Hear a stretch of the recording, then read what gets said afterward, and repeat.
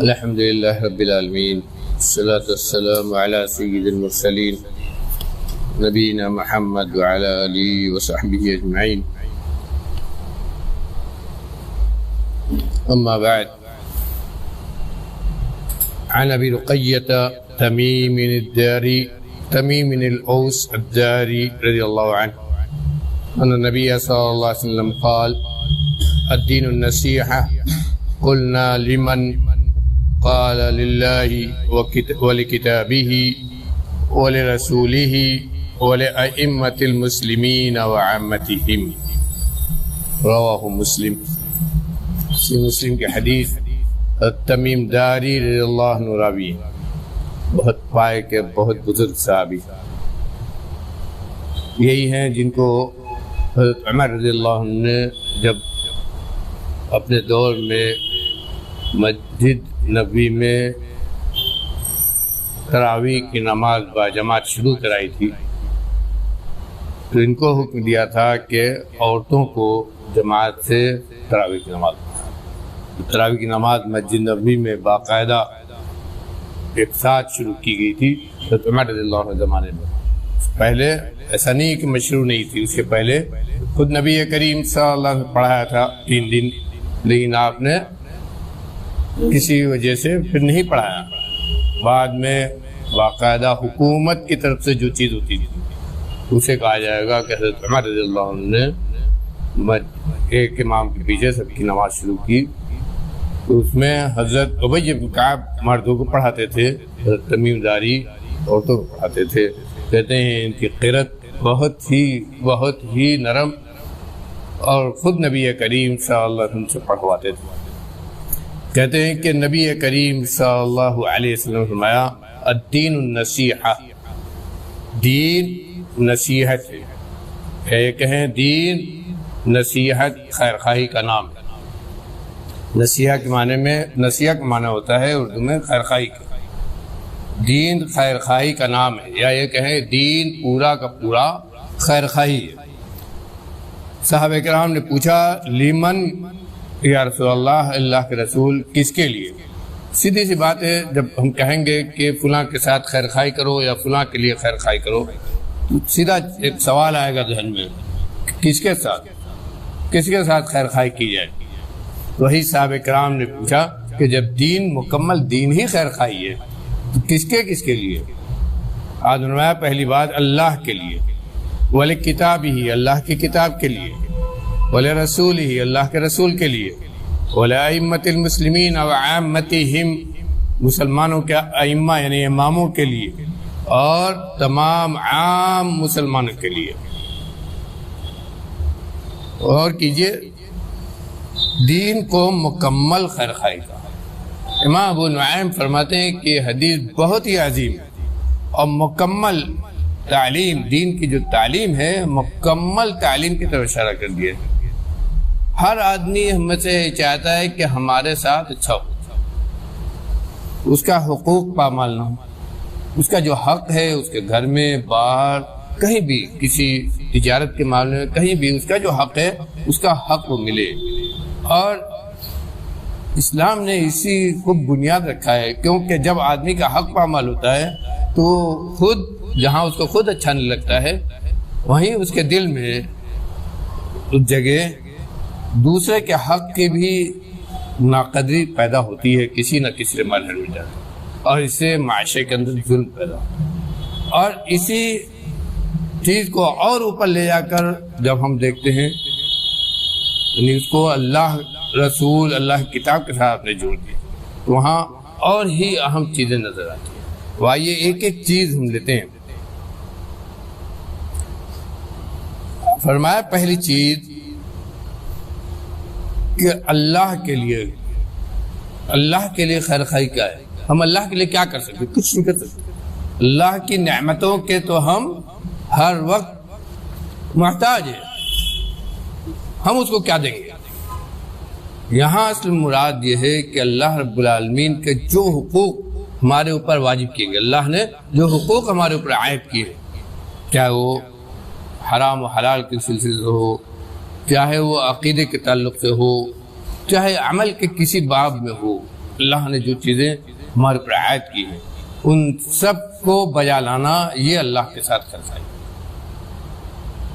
اللہ کو ہم کچھ دے نہیں سکتے، لیکن جو اس نے چیزیں ہمارے اوپر عائد کی ہیں، جو ذمہ داریاں عائد کی ہیں، اور سب سے پہلے جو عقیدہ کی تعلیم دی کہ عقیدہ رب کے بارے میں ہونا چاہیے، وہ خاص طور پر اس میں کوئی کمی یہ خیر خواہی، اور سب سے بڑی خیر خواہی کی مخالفت اللہ کے سلسلے سے کیا ہے؟ شرک۔ اللہ رب العالمین نے تمام انسانوں کو اپنی عبادت، اپنی اطاعت کے لیے پیدا کیا، اور عبادت جو ہے اس نے اللہ نے اس کو اپنا حق بنایا، بالکل صاف کر دیا ہے کہ عبادت یہ صرف اس کا حق ہے، یہ کسی اور کو نہیں حاصل ہو سکتا۔ یہ حق سب سے بڑا ہے اللہ رب العالمین۔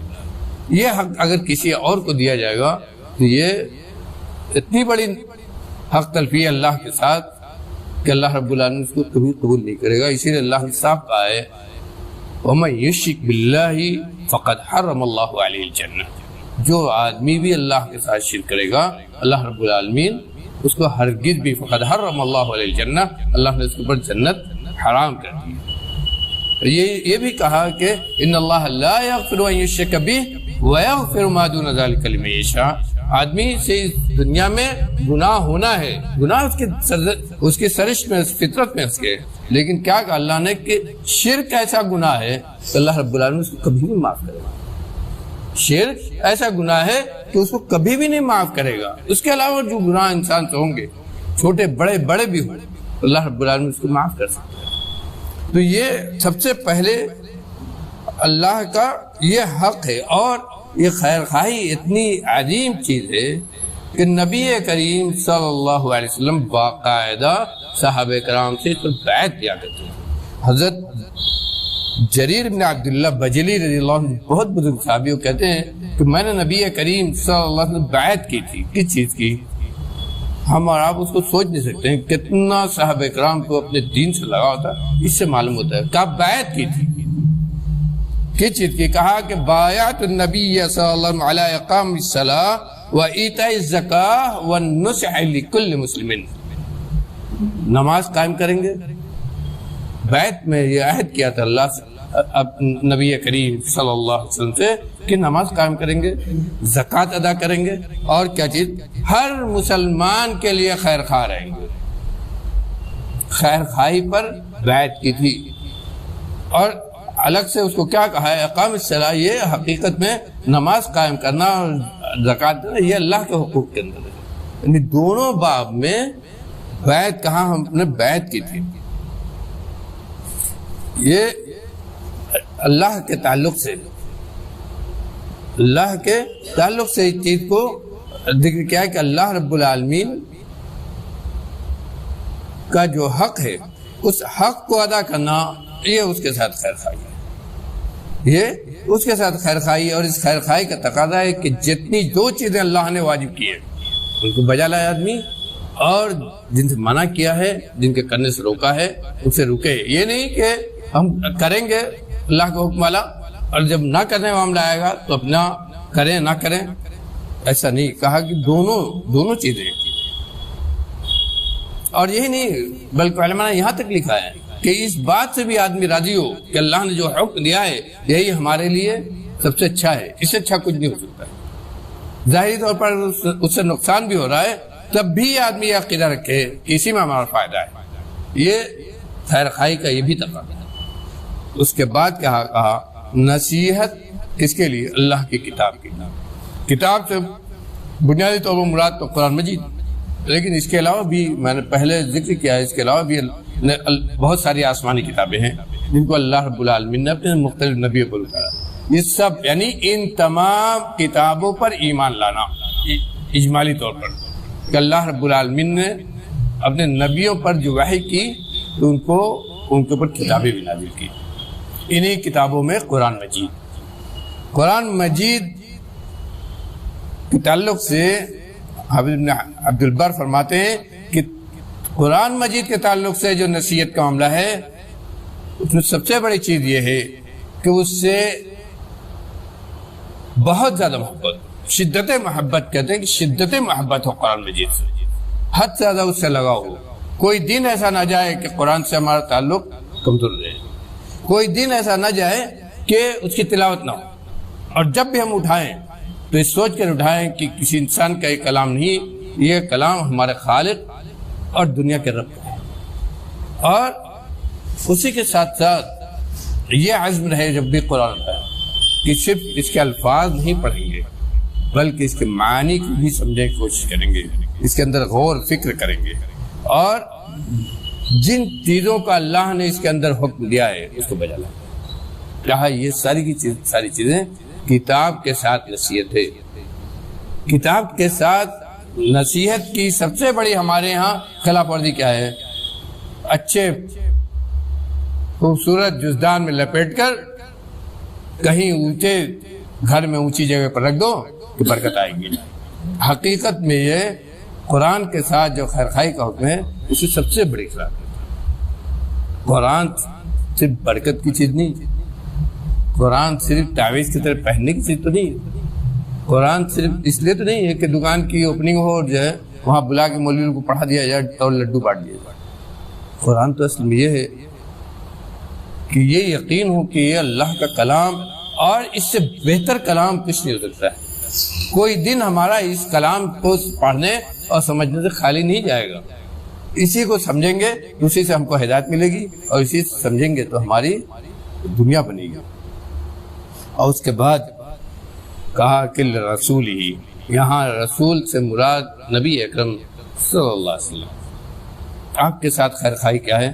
آپ کی تعظیم، آپ کی کا احترام، آپ کے اوپر درود، آپ کی عظمت اور بزرگی کا اعتراف، آپ کے مقام کو سمجھنے کی کوشش، اور اس کے ساتھ ساتھ آپ کی الہی تعلیمات کے ساتھ ہمارا تعلق۔ اور یہ یہاں پر بھی جس طرح قرآن کے تعلق سے ہے کہ اس کی عظمت کو ہم سمجھے، اس پر یقین رکھتے، اسی طرح نبی کا جو الفاظ ہیں جن کو ہم حدیث کہتے ہیں، اس حدیث کی عظمت کو بھی ہم سمجھیں۔ امام مالک رحمۃ اللہ علیہ کے بارے میں وہ آتا ہے، کیونکہ وہ محدث بھی تھے، مفتی بھی تھے، مسائل بھی بتلاتے تھے، اس لیے ان کے بارے میں آتا ہے کہ ان کے دروازے پر جب کوئی آدمی آتا تھا پوچھنے کے لیے کوئی بات، اور گھر کی خادمہ آ کر بتاتی تھی کوئی آدمی آیا ہے، تو کہتے تھے جاؤ پوچھو اس سے کہ کیا جاننا چاہتا ہے، آیا حدیث سننا چاہتا ہے یا مسئلہ پوچھنا آیا ہے۔ اگر یہ کہتا ہے کہ حدیث سننے کے لیے آیا ہے، ایک آدمی ہے، کہا اگر یہ معلوم ہوتا ہے کہ حدیث سننے کے لیے آیا ہے تو ان کا جو مسند تھی جہاں وہ حدیث بیٹھ کر بیان کرتے تھے، درس کی جگہ تھی، وہ تیار کی جائے، وہاں وہ عربوں کیا جو لبان جو جلاتے دھونی دیتے ہیں وہ دھونی دیا تھی، اور خود باقاعدہ درس حدیث دینے کا ان کا اپنا لباس تھا، اس کو پہنتے، عمامہ لگاتے، اور اس کے بعد تب آتے تھے درس دینے کے لیے۔ حدیث کبھی کبھی ایسا ہوتا ہے ایک حدیث کے لیے وہ اتنا اہتمام کرتے ہیں۔ اب کہتے تھے کہ حدیث رسول کوئی ایسی چیز نہیں ہے کہ ہم ایسے ہی پڑھ کے گزر جائیں، ماں کتنا اہتمام کرتے ہیں صرف اس حدیث کو کی اہمیت اس کے مقام کے لیے۔ اور اگر کوئی مسئلہ پوچھنا آتا تھا تو وہ ایسی نہیں اہتمام کرتے تھے۔ اور یہی نہیں، نبی سے محبت کا ان کا معاملہ یہ تھا کہ ایک مرتبہ امام شافعی رحمۃ اللہ علیہ جو ان کے شاگرد امام مالک کے، وہ گئے تو دیکھا گھر میں اچھے عربی گھوڑے ہیں، لیکن کبھی ان کو ہم لوگ دیکھتے نہیں ہیں کہ گھوڑا پر سوار ہوتے ہوں، بلکہ گھر سے مسجد جب جاتے ہیں تو بغیر چپل کے ہوتے ہیں۔ تو پوچھا ان سے کہ یہ کیا ہے؟ کہا کہ میری طبیعت اس چیز کو برداشت نہیں کرتی ہے کہ جس زمین کے اندر ہمارے پیارے نبی دفن ہیں اس زمین پر ہم چپل پہنے یہ محبت، رسول سے محبت اور رسول کے حدیث سے محبت نہیں مانتے۔ تو رسول سے نصیحت کا معاملہ ہے، اور یہی نہیں، صرف ایک طرف یہ نہیں کہ محبت، بلکہ دوسرے طرف کہتے ہیں وشدت الغضب والاعراض عمن تدین بخلاف سنته والغضب على من ضيعها لأسرة الدنيا وان كان متدینا بها. کہتے ہیں کہ یہی نہیں کہ نبی کی موافقت اور نبی سے محبت کی بات کر رہے ہیں، بلکہ اگر ہمیں نبی کی مخالفت کہیں، نبی کی سنت کی مخالفت کہیں نظر آتی ہے، نبی کی بے حرمتی کہیں نظر آتی ہے، نبی کے خلاف عمل کہیں ہمیں نظر آتا ہے، تو ہمارے اندر شدت غضب بہت سخت غصہ اس پر آنا چاہیے. یہ اس کا یہ مطلب نہیں کہ ہم جھگڑے نہ رہے، بلکہ کراہت، اس سے دوری، اس سے اعراض، یہ بہت شدید ہو، بہت شدید احساس ہونا چاہیے دل کے اندر کہ یہ نبی کی سنت کے خلاف کیا ہو رہا ہے. یہ احساس ہمارے اندر آنا چاہیے. یہ نبی کی محبت کا تقاضا ہے اور نبی کے ساتھ نصیحت اور خیر خواہی کا تقاضا ہے. نبی کے ساتھ یہ معاملہ ہے. اس کے بعد دو چیزیں اور کہیے. خیر خواہی مسلمانوں کے لیے، مسلمانوں کے ائمہ کے لیے، عام مسلمانوں کے لیے. انشاءاللہ اس سلسلے کی وضاحت اگلے درس میں ہم کریں گے. اللہ تعالیٰ میں کہنے سننے سے عمل کرنے کی توفیق عطا فرمائے. وما علینا الا البلاغ.